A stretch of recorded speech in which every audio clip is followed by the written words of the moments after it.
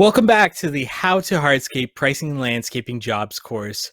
We're going to be talking about employees in this unit and how to implement your employees' numbers into your budget, as well as pricing for each job with your employees.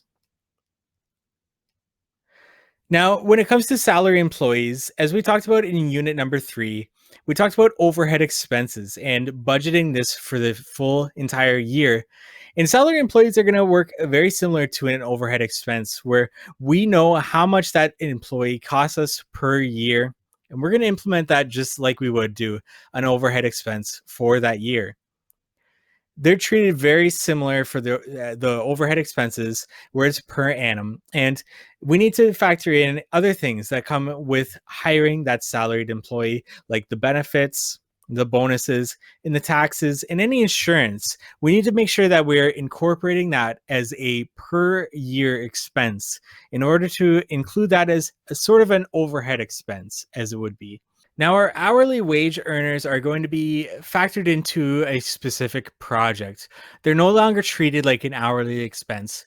We are quoting them into specific projects and making sure that they're accounted for, so that we are including them into every quote, every estimate that's going out there. So we're factoring all their employee expenses per hour. That includes their bonuses, benefits, insurance, taxes, whatever we may be charging for each employee that is there. That, what it costs us to have an employee. If we do know it by the year, we can include it as an overhead expense. But if we only know their hourly wage, we do that by the hour. But if we know how much we're going to pay them for benefits and bonus for the year, we can include those as an overhead expense, just like we would with our salaried employees.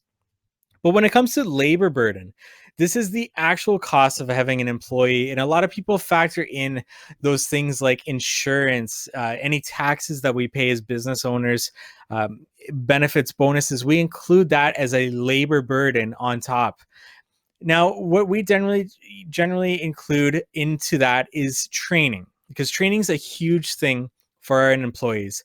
So that could be anything like, hiring a new employee and that learning curve that's going to affect our efficiency on the job site, especially when we're taking an experienced worker and having them train them. So that's a loss of efficiency. So that labor burden is a percentage markup on top of the hourly wage that we would be charging. It's a markup basically to make sure that we're covering our expenses in full.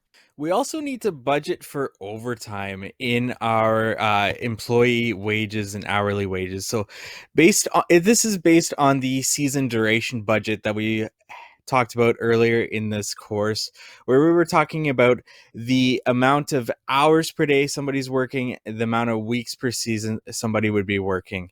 And we need to calculate the hours per week before overtime and the overtime multiplier. So how many hours can somebody work per week in your region, in your area, before overtime kicks in? And then what's the overtime multiplier on that? 1.5, so time and a half, or whatever it may be.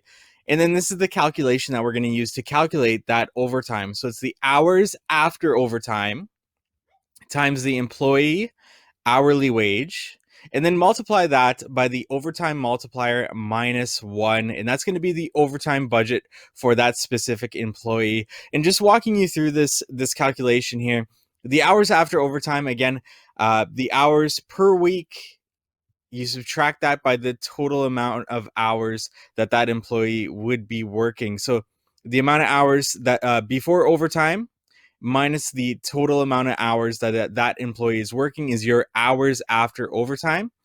The hourly wage, obviously you've got that. And then the overtime multiplier -1, we're minusing 1 because they're already getting paid for that within their hourly wage. So we just want to multiply it just by the overtime multiplier to give us our total amount of overtime pay for that specific employee, not their total pay. We just want the overtime to be able to budget for that. And again, this is just a budgeted amount, so you can adjust this as you see fit for each of your employees. Maybe some of your employees, you're not willing to have them stay on a job site as long, or maybe a foreman, you're going to be having more overtime to pay. So you may want to budget a little bit more for your foreman, who's also likely going to be being paid more. So you want to include that into your budget. Whereas an employee that's just starting out, maybe they're not going to be working the same amount of overtime, and you want to budget a little bit less for them. And a good way to look at this is to look at last year's numbers. What were your last year's numbers? And maybe you want to increase that a bit or decrease that. Budgeting for overtime is very much specific to the employees and yourself as a business owner. And it's always good to compare last year's numbers and go off that for your budget for this current year. If you have any questions about this, feel free to reach out to us. We're at How to Hardscape anywhere. You can find us on social media or email us contact@howtohardscape.com. And be sure to check out our budget and estimate spreadsheet, where we've got this formula built right into our overtime budget calculator, and you can plug in your numbers and it'll give you the amount you should be budgeting for your overtime for each worker that you want to calculate for.